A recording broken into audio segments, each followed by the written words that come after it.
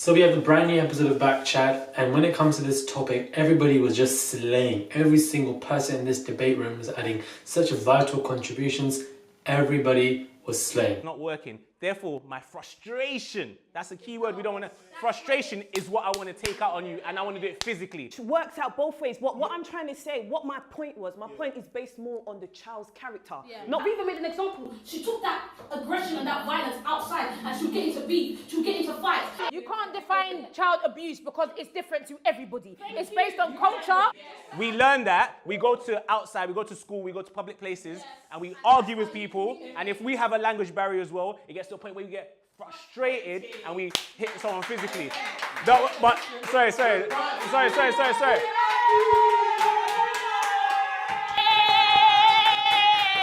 Hey guys, it's Muradi. Hope you guys are all doing well today. So we have a brand new episode of Bkchat. This particular topic I feel like was amazing. Whether physical abuse should be justified when it comes to the children, should it happen, should it not? Is it a necessity to the upbringing of a child? Such a vital topic that is very in need for today, especially what we're seeing everywhere, whether it's social media, whether it's with your friends, your family, whatever. What I liked about it is that they added their own life situations into this debate to try and add to the velocity of what they are all talking about. Now, first and foremost, what I do like about it is that Adrian kind of hit it off with the fact that every child is different. I think it depends. I think it firstly depends on the child, because I feel like too many times we have parents that kind of use a broad brush. So you brush every child. So you say, okay, if I beat this one, he behaves. So if I beat that one, he too will behave. But that's not necessarily the case. A very key asset that needs to be added to this debate. You cannot treat every single child the same simply because, is it snowing outside?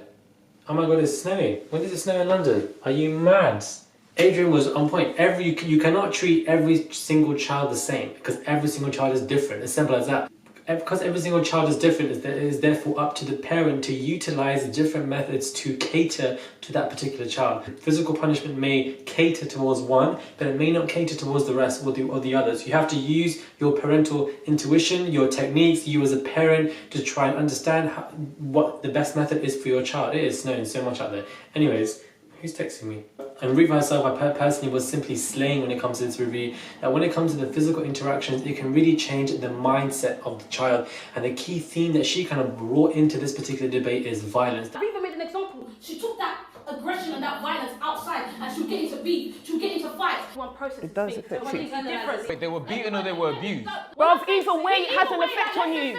You're making wild links. But she's not making wild links, it's very basic. The fact that when her father used to hit her when she was young, it kind of built this resentment within her, consciously or subconsciously. It built this resentment within her, and she felt like she had to outlay this form of violence in a different manner, and therefore she became a bit violent when it came to school. She spoke about how she had compasses in her pocket, she wanted to have beef with certain people. It was a period of a time where she had to just somehow convert the violence that she was getting from home, the violence that she was getting from her father, and convert it in a different manner, because everything that comes in has to go out. So I feel like Adrian and Riva kind of played this off in the first beginning 10 to 15 minutes of the debate. And I feel like this particular point was most definitely needed, that every single child is different. You cannot use the same treatment for every single child because that's just not how it works, and that physical interactions can form negative consequences most definitely. I actually made a video about this ages ago on my channel in terms of a topic of discussion where when it comes to physical abuse to children, it can actually cause several mental health problems, whether it can be depression, whether it can be bipolar, it can be anxiety, the list goes on.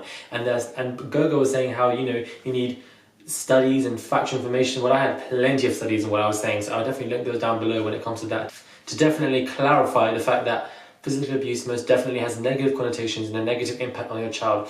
Me personally, I feel like when you physically abuse your child, it is a form of child abuse. However, I do feel like child abuse can be seen as something different to each particular person. It is an individualistic matter. You can't define child abuse because it's different to everybody. It's based on culture. But I do feel like child abuse is a lazy form of parenting, personally, simply because you cannot communicate with your child. Therefore, you need to leave out the frustration. This was the key word that B Money was talking about. I feel like once again my guy B Money is just shining through. He really is not only integrating himself with the cast and not only blending himself with the cast, he really is asserting himself in this particular room, which unlike Malaika isn't. I feel like she isn't really putting herself out there. She's not asserting herself. She's being swallowed up by the different personalities in the room. And I feel like it is a shame because she has more potential than she thinks. But B Money is there. He's asserting himself. He knows he wants to say it and he does not care about what anyone thinks about him. And I really like that. And the key word is frustration. You are frustrated. You are frustrated with what's going on, whether it's in your life, whether it be your life decisions, your environmental impact, which I feel like he most definitely spoke about more than anyone else, which is an amazing factor. You brought that in, you're frustrated and you're relaying it to your child simply because you have no other way of doing it. Therefore, that's why I'm saying it's a lazy form of parenting. He also puts a very interesting perspective of female teachers, or just teachers in general. When they shout at you in a particular voice, you get very upset and you can reply back to them if you want to, because you know that they can't do anything to you. But when it comes to your parents, they can do something to you, so it's a different story. That I didn't really think about. I feel like that was definitely a very interesting perspective that he put into it. But the key word that he really just took and really grabbed this episode with his bare hands from Riva, I personally like, because Riva was on slaying for me, but B1 was just above her in terms of that scale. I feel like the key word is frustration. He grabbed it. Frustration. You are frustrated with something and therefore you are converting with somebody else and therefore they're becoming your emotional, therefore they're becoming your physical, even sexual punch bags. This can happen. Just to, get this energy out of you and give to someone else. And you offloading that to your children can have most definitely negative, horrific consequences on your particular child. That's why I feel like hitting your child is just lazy as hell. There are simply ways that you can talk to your children, and I think that's definitely interesting. Sia brought an amazing point as well, which is when it comes to classism. Classism is something that she kind of bounced off B Money. B Money made this point, and Sia was kind of bouncing it off in terms of the fact that, having two parents in the household, having one parent in the household can be most definitely impact, and it would have been better if you had two rather than the one. So I feel like that in itself, it was just a very good point that she made. And Arietta, being a mum herself as well, it's good to have plenty of mothers in this debate because they can really add first-hand, direct experience. It's definitely classism, and I'll explain why I think class has a lot to do with that. Do me a favour, just answer this question first, please. So you're asking what justifies a child getting beat, yeah? You can't answer that question without including all these things. Perfect example, I'm a single mum, yeah? The tolerance level that I should have with my daughter would be definitely different. Or let me say different. I think it could be different to a two-parent household. Yeah. But the parents that are above us and so forth, they didn't have the strategies, they didn't understand this coping mechanism, they didn't understand what to do because that's not how they were taught. But at the same time, I feel like, yes, I understand that point, Arietta, that, parents, they didn't have these strategies. Child. And the problem is a lot of our parents and a lot of parents do not know that there are different strategies and different ways of disciplining a child. You cannot justify what a grown man or grown woman is doing simply because they didn't have the strategy, because they didn't think about it. That's their own fault. They're grown people. They should be educated. They went to university. They should understand that this is not the right way to do it. There are other ways to do it. Read, educate. And if they didn't do it, you can't just justify to say, because, they just didn't know the strategies. Like, I feel like that in itself is a bit of an ignorant statement to make, but at the same time, that is a gateway to the mindset of some parents who physically abuse a child. They didn't know any better, therefore that's the only thing that they do. But they should know better, and they are grown people, and they should make the proactive choice to find out what it is to make themselves better. And, even Esther's making this great point about the prison link situation, which I feel like Gogo completely just, ignored. I feel like Gogo was just really ignoring the main things in this situation, which was a bit irritating to me. It's coming off quite ignorant, which is quite surprising to me. But everybody is entitled to their own opinion. Esther's talking about the whole prison situation when it comes to primarily black men. They are beaten in a certain way. They don't know how to outlay this form of violence, and therefore it goes out into schools, to gangs, something to what Riva was saying. There's a bit of a link between these two. They were playing off each other as well, which is what I liked. And that is an important point to make, that the prison link could lead physical abuse, prison link, more people in jail.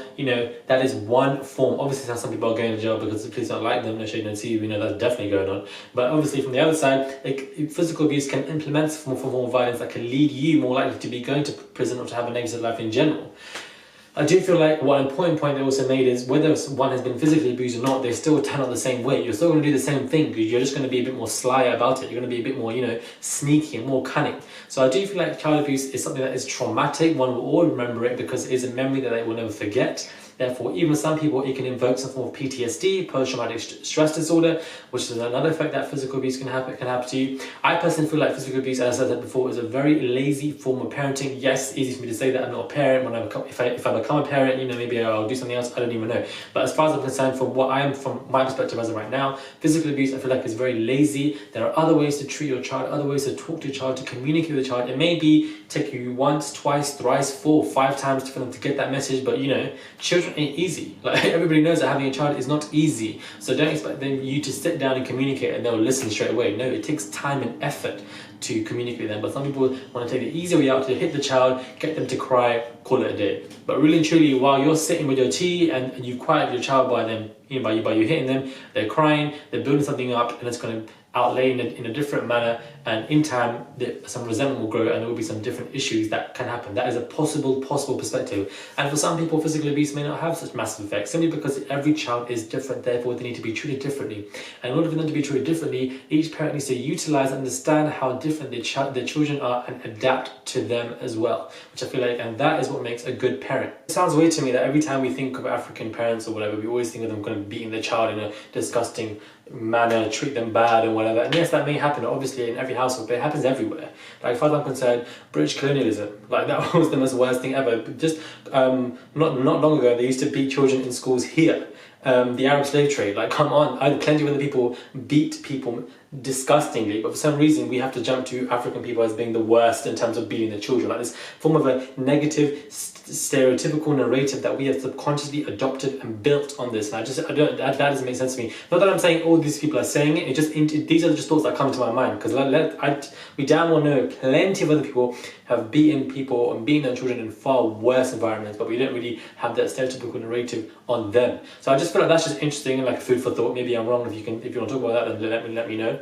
Sia also talks about internalization, which is, I feel like, another great point. She was just slaying. Sia always slays. Internalization is just when, you know, you internalize everything that's happened in your environment as you grow up in your childhood, and it can affect you in so many different ways. This is why you need to communicate as much as you can with people that you like or love, that you are close to, your professional help, simply because what you have building up inside you will definitely come out in different ways that you do not know of in a subconscious manner. You could be more argumentative, it could be in your relationships, it could be in your workplace environment. So many different ways it could be coming out simply because you cannot communicate and solve and understand and apprehend and acknowledge what has happened in your childhood, what you may have done to people and what people may have done to you, to talk about it, to keep it out in the air, and to open those floodgates of your subconscious so you can definitely control everything that might happen in the future of your lifetime. I'm talking about Ayana, like the way I'm just coming out with these little preachers. But I feel like that is definitely an important factor to make. Overall, everybody's making great points. Even Wale, which I was shocked, talking about how age can be a contributing factor, and even Omar about how reasoning needs to be implied. But overall, Reva and Money was shining for me for this season, child. It just started for this episode. Esther was doing amazing as well. I feel like she was just such a good person in this debate, in terms of the fact that not only is she a mother, but this prison link was just a great idea that she brought. Sia was doing amazing. Malaika, I feel like she could have added more to the debate. Gogo, I feel like he was being a bit ignorant. He was being, as if saying we need studies, we need facts. Like, there isn't studies or facts out there, evidently, when it comes to this, number one. Number two, you're saying it instills something. Like, what is something? Clearly, you should know what that something is. I feel like you're denying that physical abuse needs to be added. But really and truly, there are studies out there. There are there's studies out there and there's proof out there that physical abuse can deteriorate mental health in a significant, horrific, negative manner.